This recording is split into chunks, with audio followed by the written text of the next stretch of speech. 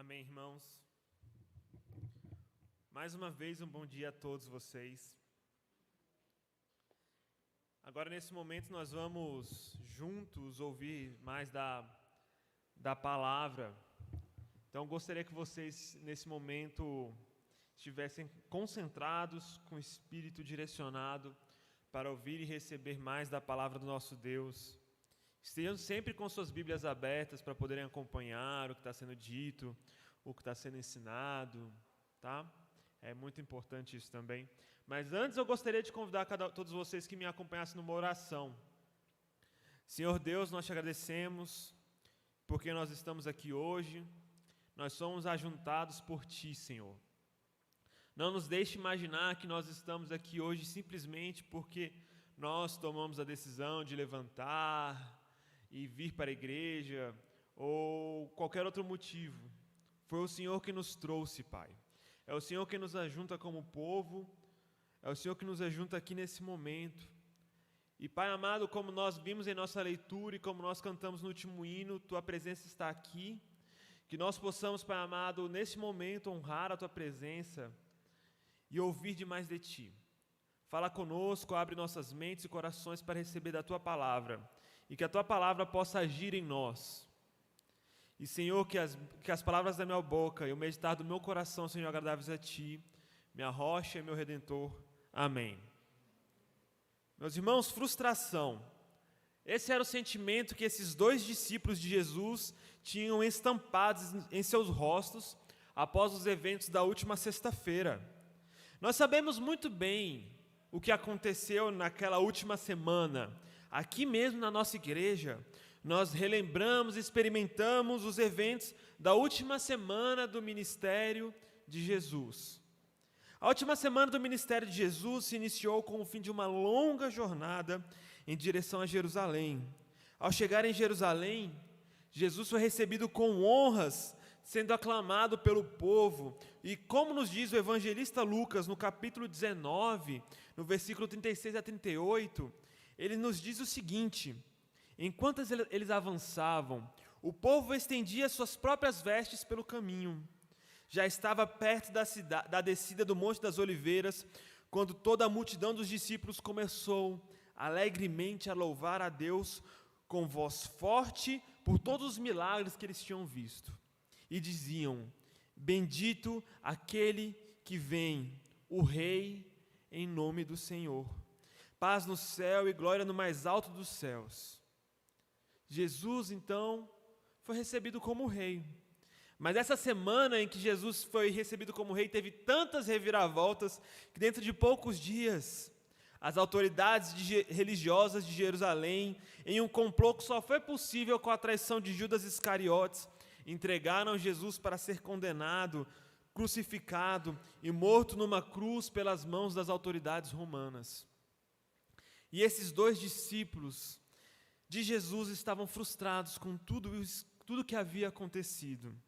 Eles viveram tudo isso, eles acreditaram que Jesus era o Messias prometido e que por meio dele a expectativa de Israel e que, conforme eles esperavam, Jesus iria ser o agente de Deus para libertar Israel do domínio das nações que os oprimiam, permitindo que eles enfim pudessem crescer e frutificar em sua terra e ser dessa forma bênção para todas as nações. Jesus seria o rei que iria diante daquela nação nesse projeto. Mas as lideranças de Jerusalém, juntamente com o poder de Roma, derrotaram Jesus. E o que parecia ser um grande sonho acabou como uma derrota um tanto quanto vergonhosa. Esperávamos juntar um grande exército, mas no final todos fugiram e abandonaram Jesus. Vergonha e frustração. Este era o sentimento daqueles dois discípulos. Eu não sei se alguma vez na vida você teve que fazer uma caminhada da vergonha, voltando para casa após ter feito alguma coisa um tanto quanto vergonhosa, ou então fazer uma caminhada da vergonha após perceber o quanto você é fraco, frágil, incapaz, ou quanto você faz realmente coisas que não deveriam ter sido feitas. E você vai de volta para casa numa caminhada com vergonha de si mesmo pelo que você fez. Uma caminhada da vergonha. Com uma certa forma de ressaca moral, com aquela certeza de que você se envolveu numa grande furada. Não sei se você já teve isso na sua vida, eu já. Como nós podemos ver, eles estavam, volta para casa conversando sobre tudo o que havia acontecido nos últimos dias. Enquanto eles voltavam para casa, que ficava em Emaús, em sua caminhada da vergonha, o narrador nos informa no final do versículo 15. O próprio Jesus aproximou-se e pôs-se a caminhar com eles.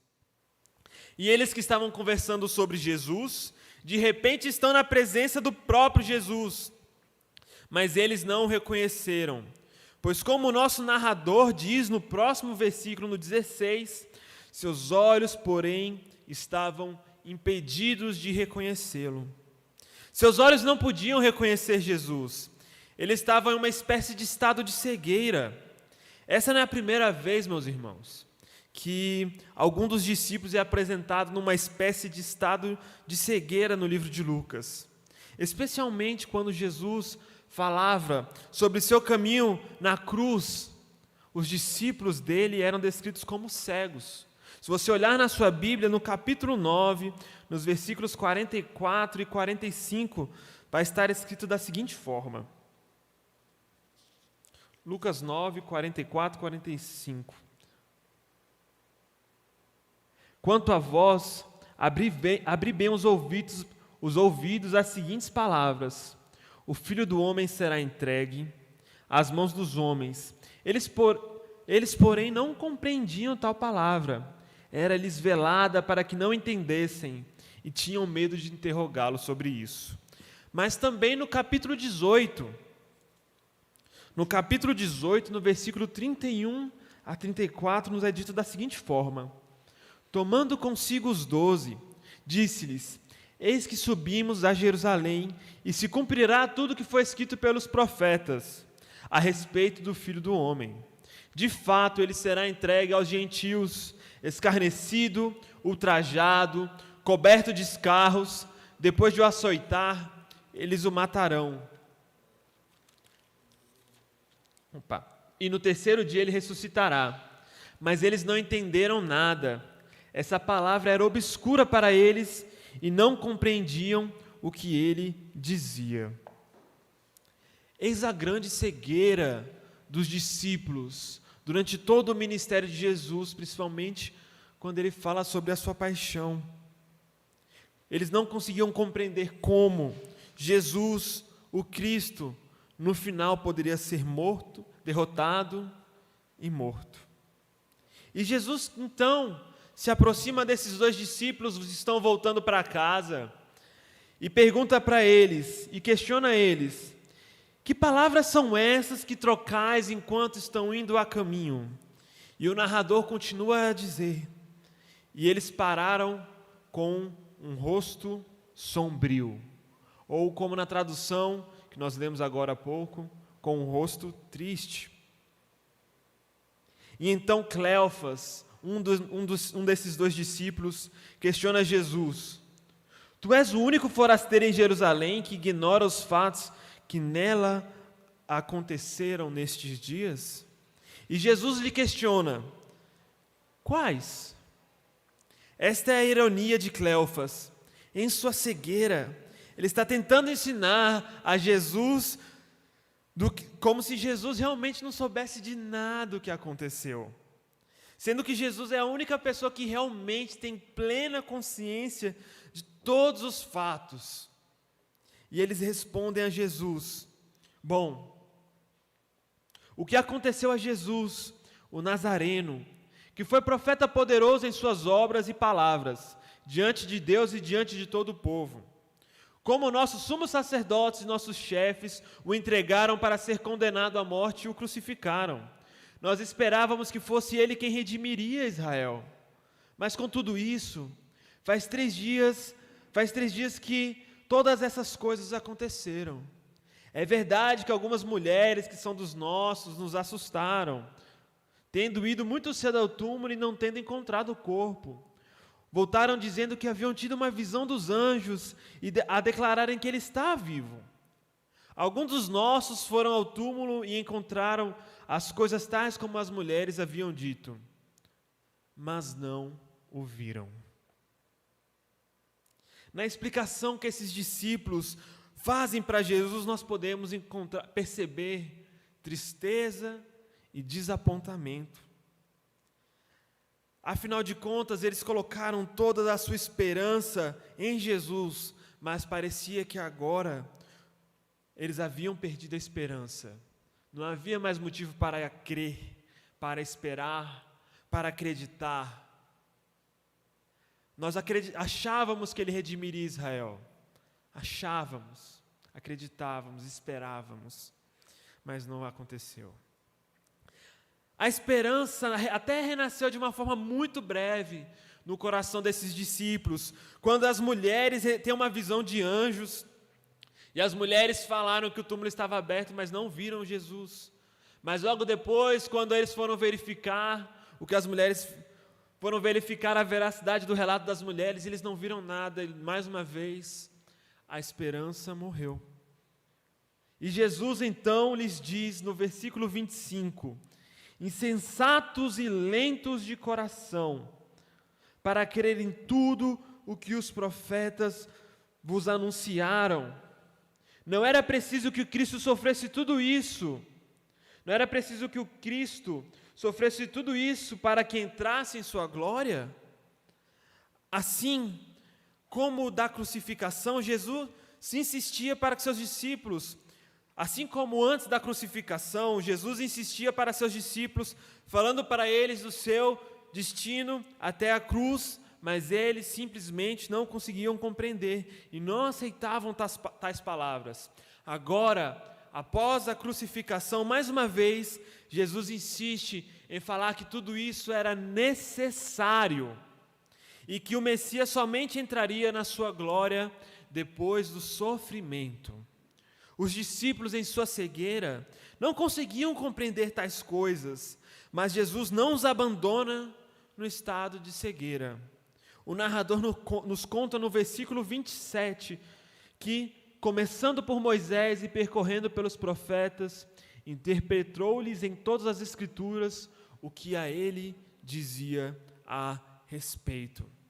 E então, meus irmãos, Jesus lhe explicou toda a ironia por trás da história de Jesus como Cristo sendo morto e crucificado. A ironia de tudo isso estava no fato de que a rejeição e a morte vergonhosa foram os meios pelo qual Jesus iria entrar em sua glória. Era necessário que as coisas acontecessem dessa forma. E em toda a história de Jesus, os discípulos não foram os únicos cegos. Eu quero que vocês parem e pensem por um momento. Pensem nos líderes de Jerusalém que pretendiam eliminar Jesus, o desonrando e o matando.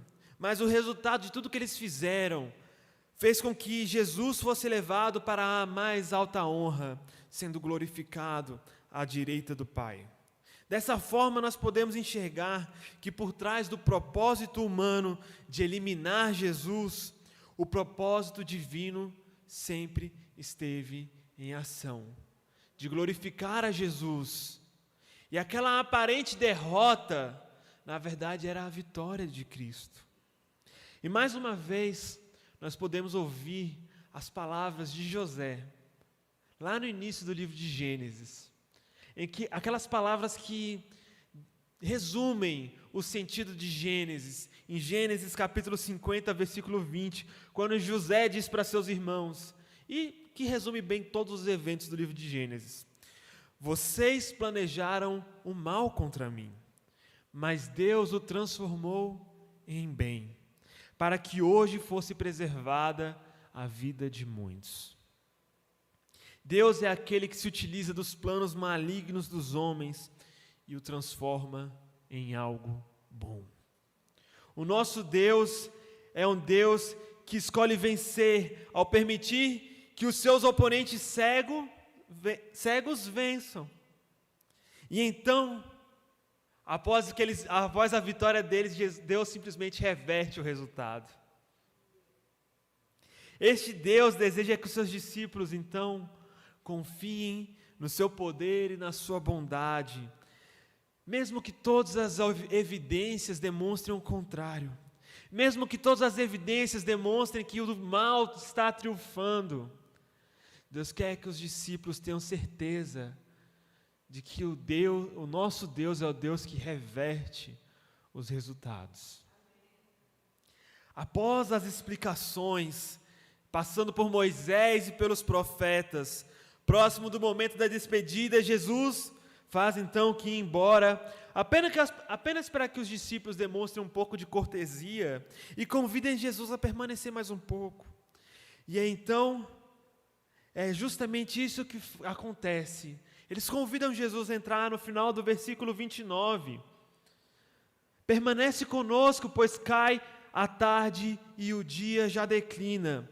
E então, Jesus permanece com eles.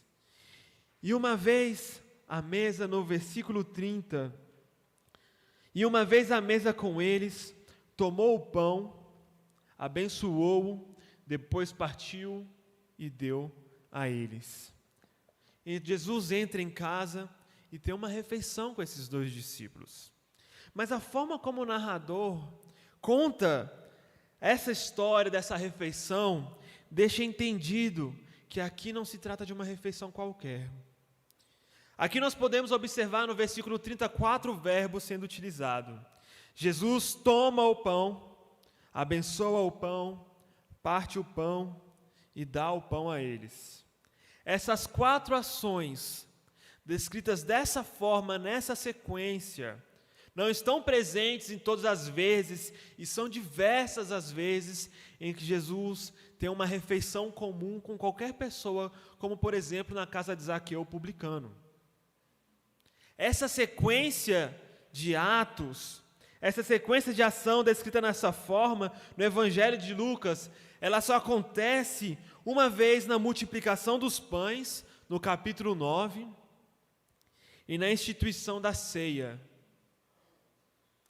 Partir do pão é a forma como Lucas, no livro de Atos, vai se referir à ceia eucarística. A partir daqui e até o final do livro de Atos, toda vez que você vai ver partir do pão, você tem certeza que ele está falando da ceia do Senhor, da ceia eucarística. E no momento, então, do partir do pão, eis que os olhos deles se abrem. A cegueira passou e, enfim, eles reconhecem Jesus. E de repente, logo após reconhecerem Jesus e reconhecerem a sua face, Jesus desaparece. Jesus simplesmente desaparece. E eles ficam com um misto de surpresa e animação, e nós podemos ler no versículo 32, que eles disseram um ao outro: não ardia o nosso coração quando ele nos falava pelo caminho, quando nos explicava as Escrituras? E assim, meus irmãos, eles voltam para Jerusalém, e aquela caminhada que era a caminhada da vergonha se transformou na caminhada da renovação da esperança. A caminhada da vergonha se transformou na caminhada da alegria, e a esperança que havia sido perdida foi reencontrada, foi restaurada, e a frustração e a tristeza se transformaram em alegria e gozo, no momento em que eles perceberam que Jesus havia ressuscitado. E então eles encontram os 11, e eles também tiveram um encontro com Jesus, conforme eles dizem, Jesus apareceu para Simão. E eles lhes contam para os 11 como eles haviam conhecido Jesus no caminho e como o reconheceram no partir do pão. E toda essa narrativa de Emaús nos conta um processo revelatório que essas pessoas tiveram. Eles precisavam compreender como o Messias deveria morrer. Eles eram cegos para tudo isso. Eles não conseguiam compreender que o Messias necessitava morrer para que somente então ele entrasse na sua glória e somente então ele fosse colocado na posição de rei. E 2, eles precisavam saber na presença de quem eles estavam o tempo todo na sua caminhada. Por mais que Jesus tivesse explicações para dar, por mais até mesmo que o coração deles tivesse ardido no momento em que a palavra, a Escritura foi explicada por eles, passando por Moisés e pelos profetas, por mais que a exposição da Escritura tivesse um papel muito importante e crucial, no processo de revelação que eles tiveram, foi somente no segundo momento, no momento do partir do pão, que esses discípulos tiveram seus olhos abertos de uma vez por todas. Somente no partir do pão que eles puderam ter uma compreensão mais adequada e completa de quem Jesus era. O processo revelatório de quem era Jesus somente se tornou completo à mesa, quando eles perceberam que todo esse tempo que eles estavam aprendendo com alguém, eles estavam aprendendo com o próprio Jesus ressuscitado, e que Jesus estava presente com eles ali o tempo inteiro, por mais que eles não percebessem, por mais que eles não compreendessem, eles sempre estiveram na presença do ressuscitado. Mas a presença do ressuscitado só é perceptível para os discípulos no momento do partir do pão. Somente ali que a presença de Jesus se torna verdadeiramente real, ao ponto dos olhos dos discípulos ser completamente abertos e nenhum mistério mais ficar escondido. Somente no momento do partir do pão é que eles podem ter um encontro real com Jesus. No momento do partir do pão, como o evangelista Mateus nos diria, é que Jesus se torna Emanuel de fato, Deus conosco. É somente assim que eles podem ter uma visão mais completa de quem é Jesus e da realidade da presença de Jesus no meio deles, no partir do pão.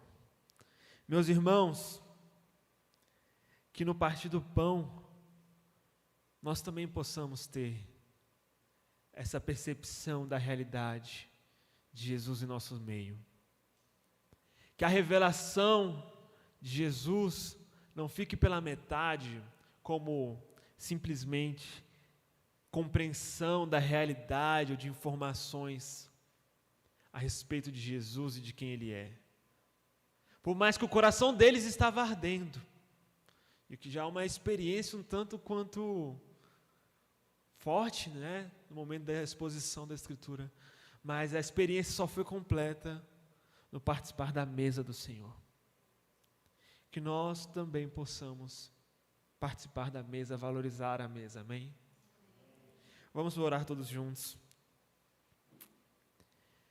Deus e Pai do nosso Senhor Jesus Cristo, cujo bendito Filho se manifestou aos discípulos no partir do pão, abre os olhos da nossa fé, para reconhecê-la em toda a sua obra redentora, pelo mesmo Jesus Cristo, nosso Senhor, que vive e reina contigo e com o Espírito Santo, um só Deus, hoje e sempre.